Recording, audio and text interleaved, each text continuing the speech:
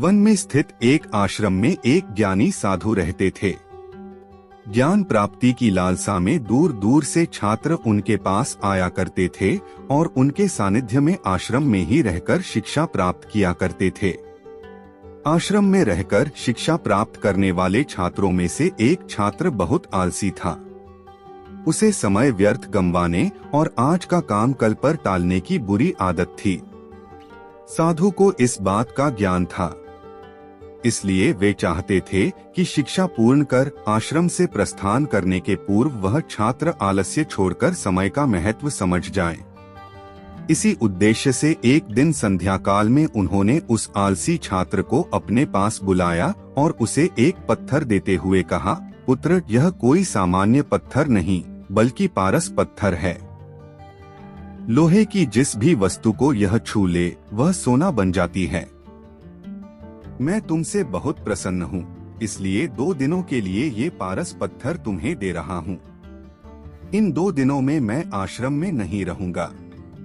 मैं पड़ोस के गांव में रहने वाले अपने एक मित्र के घर जा रहा हूँ। जब वापस आऊंगा तब तुमसे ये पारस पत्थर ले लूंगा। उसके पहले जितना चाहो उतना सोना बना लो।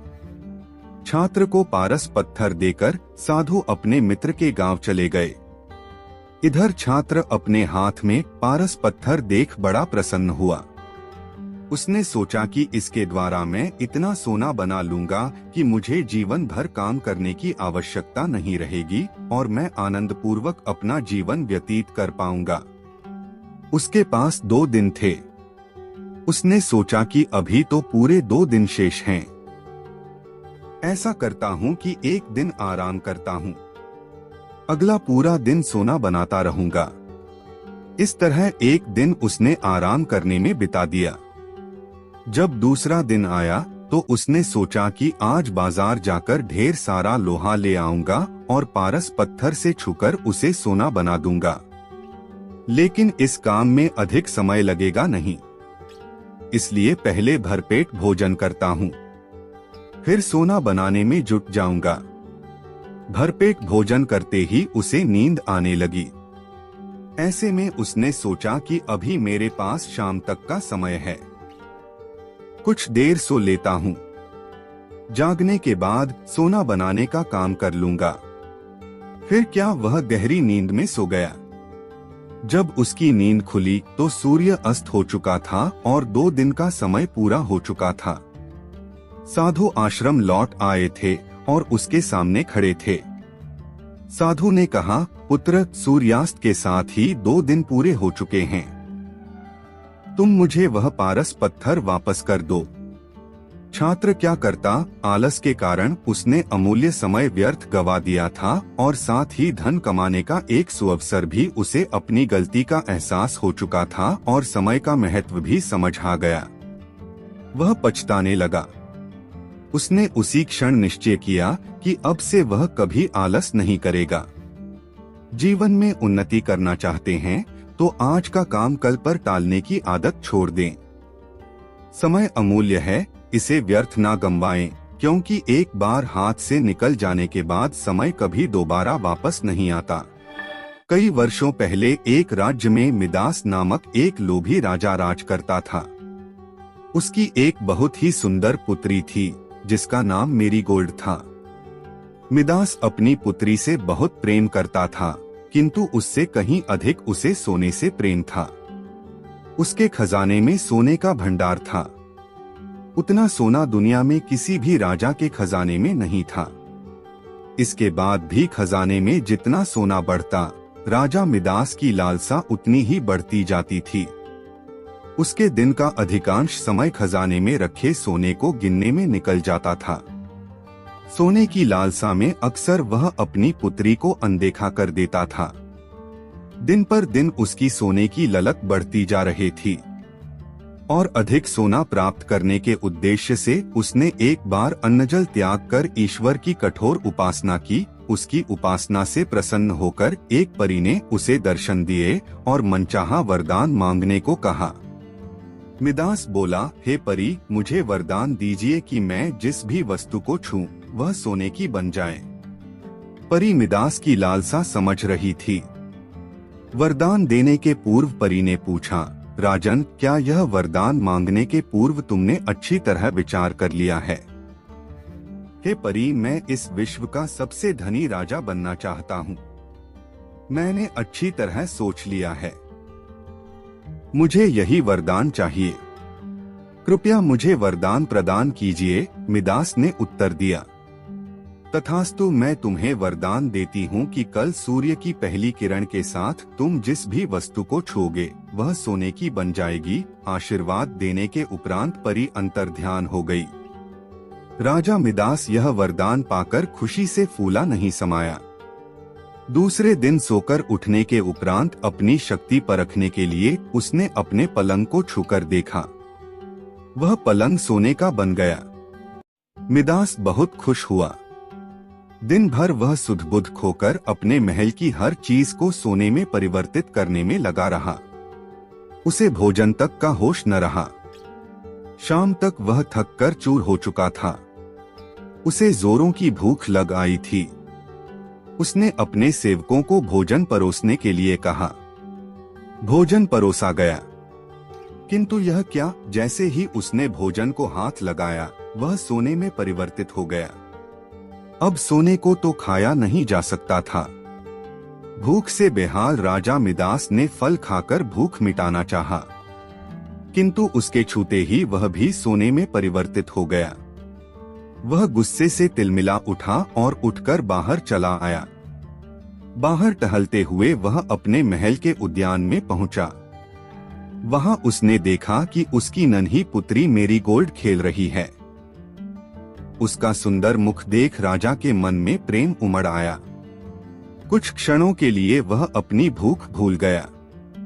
जब मेरीगोल्ड ने अपने पिता को देखा तो वह उसके पास दौड़ी चली आई। राजा मिदास ने प्रेम जताते हुए उसके सिर पर हाथ फेरा और तुरंत ही वह सोने में परिवर्तित हो गई। अपनी नन्ही पुत्री को सोने का बना देख वह दुखी हो गया और रोने लगा। उसने फिर से ईश्वर से प्रार्थना की। प्रार्थना सुनकर परी प्रकट हुई और उससे पूछा, राजन, क्या हुआ? अब तुम्हें क्या वरदान चाहिए? मिदास रो रोकर कहने लगा, हे परी, मुझे क्षमा करें। सोने की लालसा में मेरी बुद्धि भ्रष्ट हो गई थी और मैं यह वरदान मांग बैठा था, किंतु अपनी पुत्री को खोने के बाद अब मेरी आंखें खुल गई है।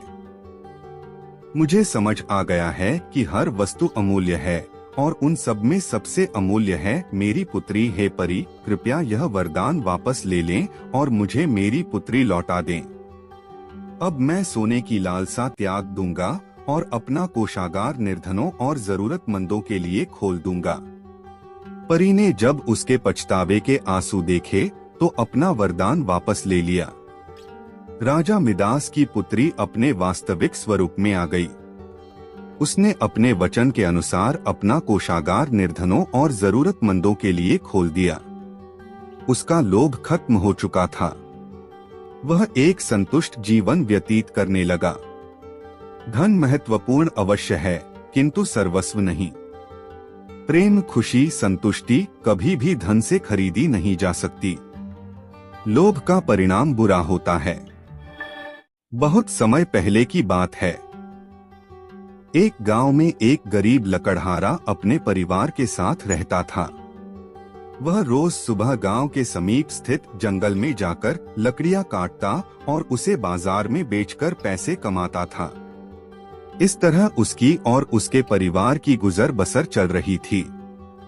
एक दिन वह जंगल में नदी किनारे लगे एक पेड़ की लकड़ियां काट रहा था। अचानक उसकी कुल्हाड़ी उसके हाथ से छूटकर नदी में जा गिरी। नदी गहरी थी, जिसमें उतरकर कुल्हाड़ी निकाल पाना लकड़हारे के लिए संभव नहीं था। लकड़हारे के पास एक ही कुल्हाड़ी थी। उस कुल्हाड़ी के नदी में गिर जाने से वह परेशान हो गया। वह सोचने लगा कि अब वह अपनी जीविका कैसे चलाएगा। उसके पास जीविका चलाने का कोई और साधन नहीं था। वह दुखी होकर नदी किनारे खड़ा हो गया और भगवान से प्रार्थना करने लगा, भगवान, मेरी कुल्हाड़ी मुझे वापस दिला दीजिए। लकड़हारे की सच्चे मन से की गई प्रार्थना सुनकर भगवान प्रकट हुए।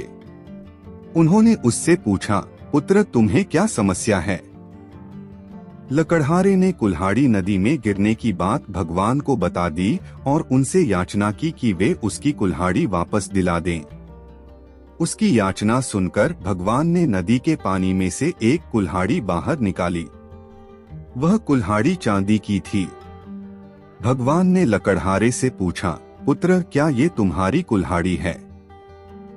लकड़हारा बोला, नहीं भगवान, ये मेरी कुल्हाड़ी नहीं है। भगवान ने पुनः नदी के पानी में से दूसरी कुल्हाड़ी बाहर निकाली। इस बार उन्होंने जो कुल्हाड़ी निकाली वो सोने की थी। उन्होंने लकड़हारे से पूछा, पुत्र क्या ये तुम्हारी कुल्हाड़ी है? लकड़हारा बोला, नहीं भगवान, ये मेरी कुल्हाड़ी नहीं है। भगवान बोले, इसे अच्छी तरह से देख लो, ये सोने की कुल्हाड़ी है। क्या वास्तव में ये तुम्हारी नहीं है? नहीं भगवान, लकड़हारा बोला, सोने की इस कुल्हाड़ी से लकड़ियां नहीं कटती। ये मेरे किसी काम की नहीं है। मेरी कुल्हाड़ी तो लोहे की है। भगवान मुस्कुराए और इस बार जो कुल्हाड़ी उन्होंने निकाली वह लोहे की थी। वह कुल्हाड़ी लकड़हारे को दिखाते हुए भगवान ने पूछा, पुत्र क्या यही है तुम्हारी कुल्हाड़ी? इस बार कुल्हाड़ी देख लकड़हारा प्रसन्न हो गया और बोला, भगवान यही मेरी कुल्हाड़ी है। आपका बहुत बहुत धन्यवाद। भगवान लकड़हारे की ईमानदारी देख बहुत प्रसन्न हुए और बोले, पुत्र मैं तुम्हारी ईमानदारी से अत्यंत प्रसन्न हूँ। इसलिए तुम्हें लोहे की कुल्हाड़ी के साथ साथ सोने और चांदी की कुल्हाड़ी भी देता हूँ। यह कहकर भगवान अंतर्ध्यान हो गए। लकड़हारा अपनी ईमानदारी के कारण पुरस्कृत हुआ। सदा ईमानदार रहें। ईमानदारी सदा सराही जाती है।